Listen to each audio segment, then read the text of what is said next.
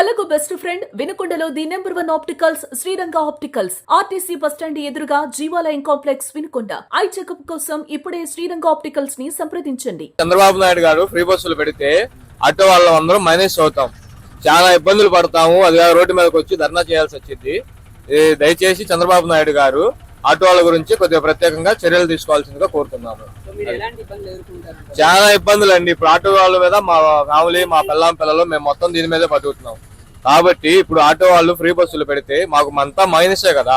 ఇప్పుడు ఆడవాళ్ళు, లేడీస్, టీచర్లని, పిల్లలని చాలా మంది మా ఆటోలు ఎక్కుతారు. ఆటోలు ఎక్కే వాళ్ళు ఇప్పుడు మాకు మైనస్ అవుతుంది కదా. మాకు రోజు దీని మీద ఆధారం ఉంటది. రూపాయి వచ్చే దాని మీద ఇప్పుడు పావలా వచ్చేది. మేము ఎట్లా బతకాలి? మేము బతకలేం కదా. దాన్ని బట్టి చంద్రబాబు నాయుడు గారు కొద్దిగా చర్య తీసుకోండి. వాస్తవానికి ఇబ్బంది ఉండిద్ది. ఎందుకంటే ఈ రోజుల్లో 20 రూపాయలు 30 రూపాయలు పెట్టుకొని ఛార్జీకి ఊరికి వెళ్ళేంత అధ్యస్థితులు ఎవరైతే లేరు. కూలికి వెళ్ళే 350 రూపాయలు వస్తున్నాయి, సాయం దాకా 500 వస్తున్నాయి. ఉన్న వాళ్ళకి డబ్బులు ఎట్లా ఉంటాయి? సపోజ్ గుంటూరు వెళ్ళాలి, ఆర్డినరీకి 50 రూపాయలు ఉంది. 50 రూపాయలు కూడా ఛార్జీ పెట్టుకోలేని ఆ ఊరికి వెళ్ళలేని పరిస్థితులు అయితే ఎవరు లేరు. అంత దీనస్థితిలో ఎవరు అయితే లేరు.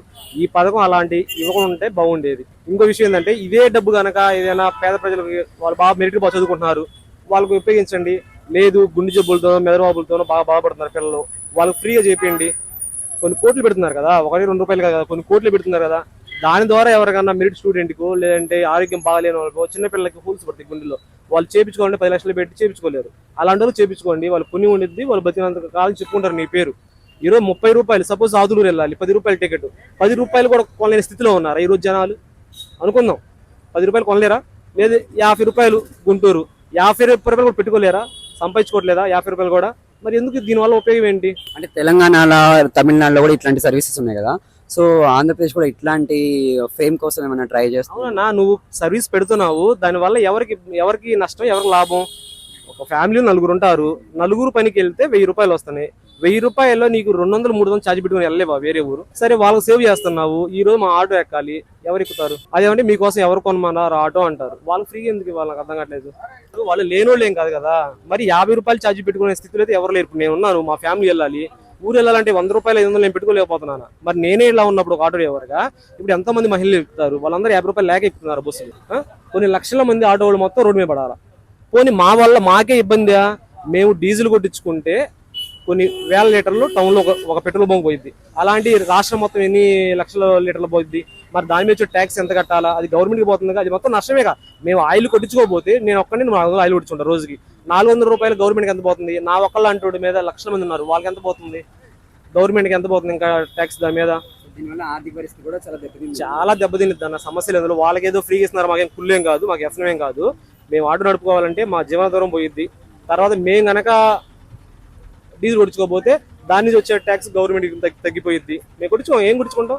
100 రూపాయలు కొట్టించుకొని సాయంత్రం సరిపోయింది మాకు. ఇంకా ఆటో వాళ్ళు పొట్టగొట్టినట్టే, పెట్రోల్ బంకులు ఆయిల్ తగ్గిపోయినట్టే, గవర్నమెంట్కి కూడా ట్యాక్స్ తగ్గినట్టే, మా రూపీని కాదు ఆయిల్ బంకుల రూపీని కూడా డబ్బు తగ్గిపోయినట్టే.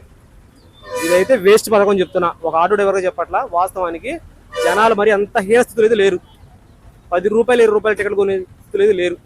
ఉన్నారు, డబ్బు ఉంది, ఇబ్బంది లేదు. నా ఒపీనియన్ అదే అన్న. సో ఫైనల్ గా గవర్నమెంట్ నుంచి మీరు ఎలాంటి సాయం కోరుకుంటారు? సాయం ఏం చేస్తారన్నా? ఇప్పుడు నేను ఫ్రీగా నేను ఎందుకు కొనుక్కోవాలి? నాకు అర్థం కావట్లేదు. నేను ఆటో తోలుకుంటాను, రోజుకి 1000 రూపాయలు తోలుకుంటాను. నేను వాళ్ళు ఎవరో నెలకు సంవత్సరానికి వచ్చే 15,000 10,000 కోసం నా కుటుంబాన్ని నేను పోషించుకోలేను కదా. 360 రోజులకి ఎంత వేస్తారు? 15,000 వేస్తారు. సపోజ్ ఎంత అవుద్ది? ఆటో కూడా 10,000 పడితే అదే అన్న, 10,000 నాకు వేస్తారు. ఎప్పటికి? సంవత్సరానికి. అంటే రోజుకి ఎంత? సంవత్సరం నెలకి ఎంత? 1000 రూపాయలు, రోజుకి 33 రూపాయలు. 33 రూపాయలు నేను తోలుకోలేను ఇక్కడ. ఆ పథకం అయితే వేస్ట్ అన్న. మాకు 10,000 ఇమ్మని మేము రిక్వెస్ట్ చేయట్లేదు, మేము బదలాడుకోవట్లేదు. అసలు వేస్ట్ ఎందుకు?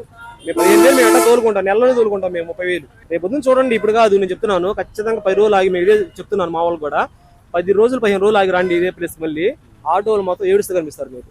ఫ్రీ సర్వీస్ పెట్టడం వల్ల ఆటోలకు ఇబ్బంది ఉండదు, ఆటో డ్రైవర్లకు వీటికి ఎటువంటి ఇబ్బంది ఉండదు. బస్సు ఫ్రీ సర్వీస్ ఎక్కితే మామూలుగా పలానా బస్ స్టాండ్కి ఫ్రీ సర్వీస్ ఎక్కరగా, ఏదైనా ఊర్లోకి వెళ్తే వెళ్తారు. ఆటోలకు ఎటువంటి ఇబ్బంది ఉండదు. పోతే ఫ్రీ సర్వీస్ అంటే ఇంకా అది ప్రభుత్వం నిర్ణయించిన దానికి ఎవరైనా కట్టుబడి ఉండాలి. సో మరి ఇట్లాంటి పెట్టడం వల్ల గవర్నమెంట్ ఆర్థిక సదుపాయం అనేది సరిపోతుంది కదా. వీళ్ళు తెలివిగల కదా, తీసుకొస్తారు. చంద్రబాబు నాయుడు గారు మంచి తెలివిగల అతను కాబట్టి ఆడి నుంచి ఒకటి నుంచి తీసుకొచ్చి ముందు నడిపిస్తాడు.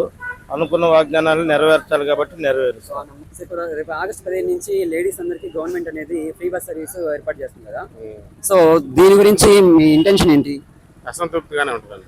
అంటే ఏ విధంగా? సర్వీస్ తగ్గిపోద్ది కదా. ఓకే. ఇక్కడ నుంచి వేరే ఊరు వెళ్ళాలన్నా పక్క వెళ్ళాలన్నా ఆ బస్సు ఎక్కి వెళ్ళిపోతారు కదా, అది మాకు ఇబ్బందిగా ఉంటుంది. ఓకే. సో ఆటో యూనియన్ అంతా కూడా చాలా ఇబ్బందులు ఉండొచ్చు అనుకుంటున్నాం, రేపు పెట్టే కానీ అర్థం కాదు. మరి దీని గురించి మరి గవర్నమెంట్ ని మీరు ఏం అడగాలనుకున్నారు దీని గురించి? మాకు న్యాయం జరిగేటట్టు చూడాలని అనుకుంటున్నాం. అసంతృప్తి అంటే ఇక లోకల్ సర్వీస్ ఉండవు, ఆర్థిక పరిస్థితి బాగా దెబ్బతింటది. అసలుకే బాడికి వెళ్ళేవు, ఫ్రీ బస్ పెడతాం వల్ల కొద్దిగా తగ్గుద్ది బాగా. నెలకి 400, రోజుకి 400, 500.